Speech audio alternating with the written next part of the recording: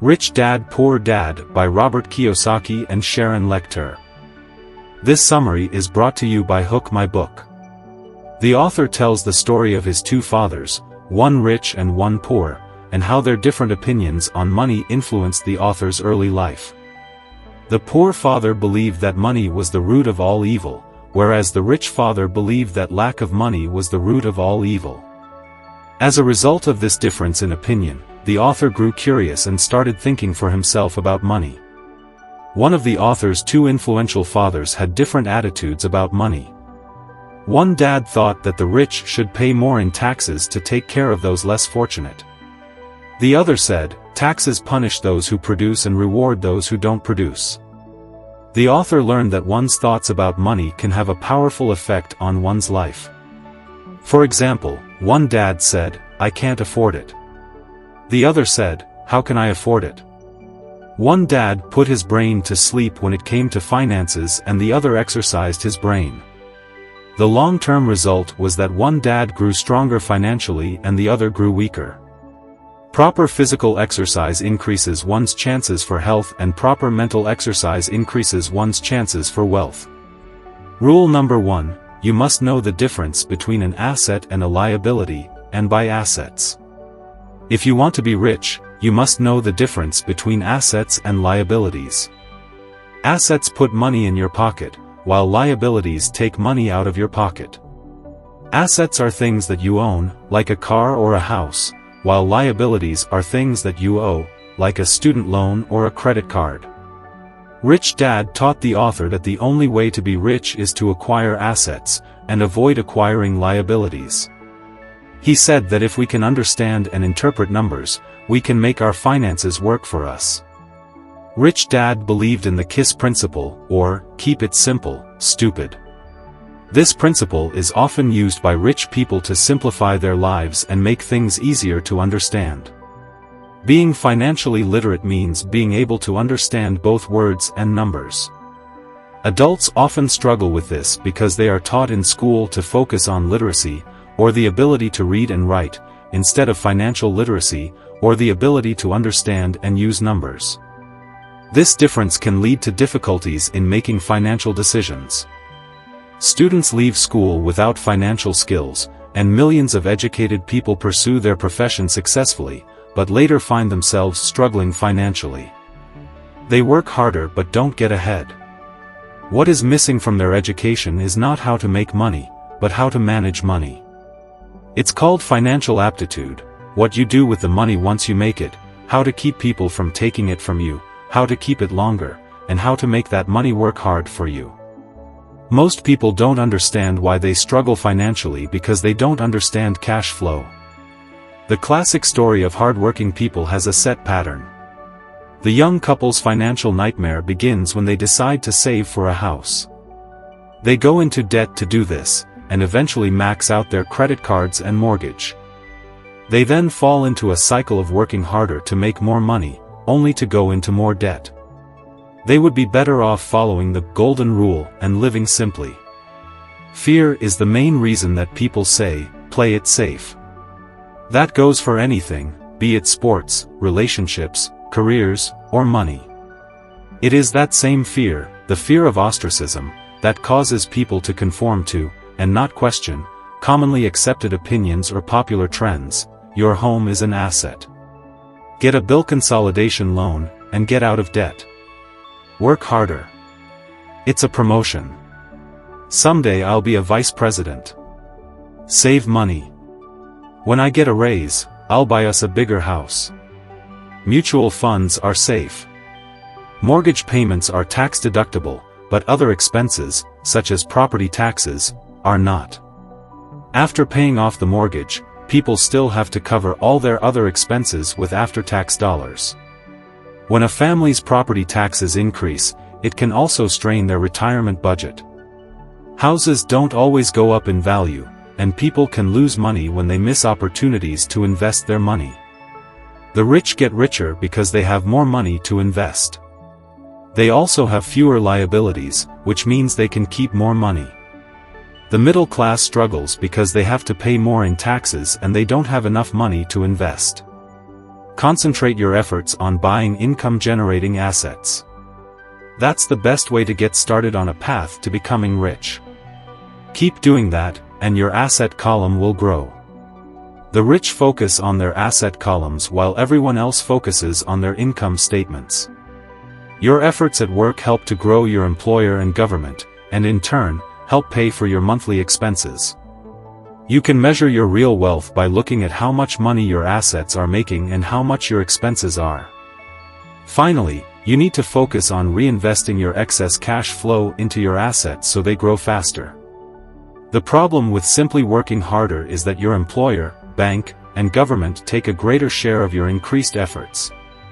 You need to learn how to have your increased efforts benefit you and your family directly. The author suggests that people should focus on acquiring businesses and assets that do not require their presence, such as stocks, bonds, real estate, and intellectual property. He also suggests that people should reduce their liabilities and build a financial foundation before they leave home, get married, buy a house, have kids, and get stuck in a risky financial position. A rich person buys luxury items like big houses, diamonds, furs, jewelry, or boats because they want to look rich. They look rich, but in reality, they just get deeper in debt on credit. The old money people, the long-term rich, build their asset column first. Then the income generated from the asset column buys their luxuries. The poor and middle class buy luxuries with their own sweat, blood, and children's inheritance. True luxury is a reward for investing in and developing a real asset. If you work for money, you give the power to your employer. If money works for you, you keep the power and control it. The average person works 4 to 5 months just to cover their taxes. Harder they work, the more they pay the government. Take from the rich policies, which are meant to punish the rich, actually backfired and caused them to find ways to reduce their tax burden. The rich have more resources and are able to change laws or create legal loopholes. Rich Dad teaches that one's education and success are based on how well they use their education and resources, not just how well they have them. The 4 areas of expertise are accounting, investing, understanding markets, and the law.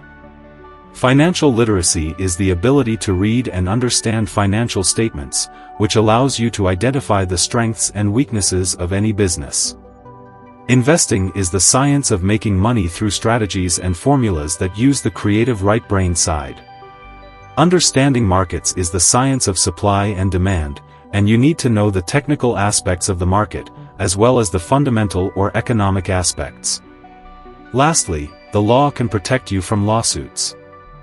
The author discusses how one's financial genius is not just about having good grades or knowing complicated technical information.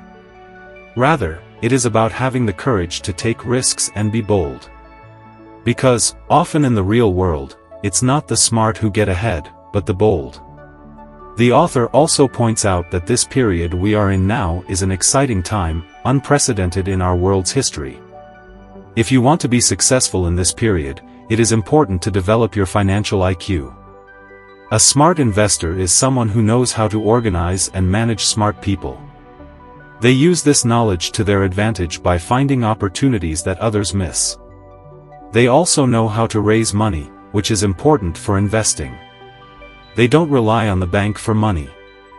There are many talented poor people. People who are poor or struggle financially or earn less than they are capable of, not because of what they know, but because of what they do not know.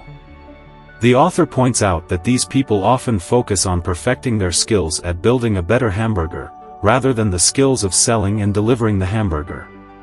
People who are too busy are often the laziest because they are avoiding something important. To overcome laziness, one must be greedy and work towards their goals. Be a little greedy. It's the best cure for laziness. Too much greed, however, as anything in excess can be, is not good. But just do what you feel in your heart to be right, for you'll be criticized anyway. You'll be damned if you do, and damned if you don't. The author provides 10 steps as a process to develop your God-given powers, powers over which only you have control. 1. Find a reason greater than reality, The Power of Spirit. Rich Dad Poor Dad teaches that there are many reasons why someone might want to be rich, but if those reasons are not strong enough, then the reality of the road ahead may be greater than those reasons. 2. Make daily choices. The Power of Choice. The choice is one of the main reasons people want to live in a free country. We have the power to choose what we do with our time, our money, and what we put in our heads. Most people simply buy investments rather than first investing in learning about investing. 3. Choose friends carefully. The Power of Association. The author talks about the importance of choosing friends wisely and how it relates to finances. He argues that if you listen to people who are Chicken Littles, you will likely end up being one yourself.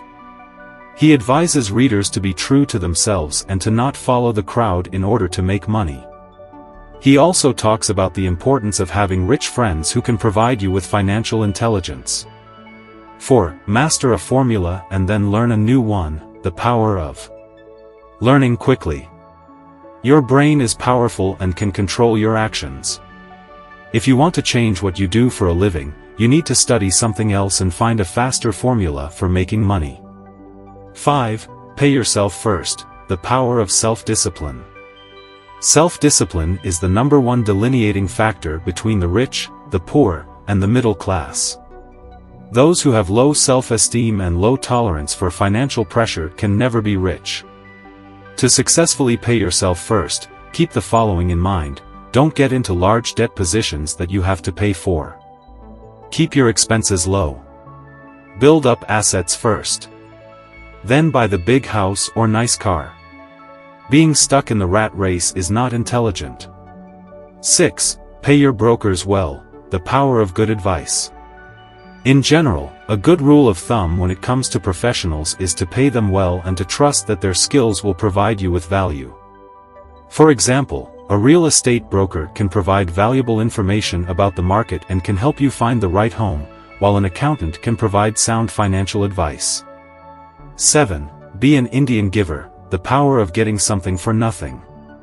The author talks about how an investor should not only focus on the return on their investment, but also on getting their money back as soon as possible. They should also look for assets that are free and have a limited risk. 8. Use assets to buy luxuries. The Power of Focus. The author says that if a person cannot master the power of self-discipline, it is best not to try to get rich. He goes on to say that it is just as important to learn how to have money work for you, that is, to use your desire to consume to inspire and motivate your financial genius to invest. 9. Choose heroes. The Power of Myth.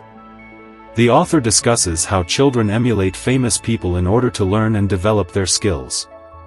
He later talks about how adults can emulate heroes to have a positive influence on their lives. He gives examples of famous people such as Willie Mays, Hank Aaron, and Yogi Berra who were his childhood heroes. He explains that as an adult, he still emulates these same heroes by following their investing and business habits. He concludes the essay by saying that having heroes is a powerful way to tap into raw genius. 10. Teach and you shall receive. The Power of Giving. The author's dad was a teacher, and his rich dad was a businessman. They both taught the author a lesson, the necessity of being charitable or giving. The author says that when he feels needy or short of money, he just goes out and finds what he wants, usually something he needs or wants, and decides to give it first. This usually leads to more abundance coming his way. The author also says that it's easier to get what you want if you're generous with what you have. Finally, stopping what you're doing and assessing what's working and not working is important. New ideas are important, as is finding someone who has already done what you want to do. Classes, reading, and attending seminars are also important. Making lots of offers is also important. Finding the right place to look is important. And knowing when to buy and when to sell is important.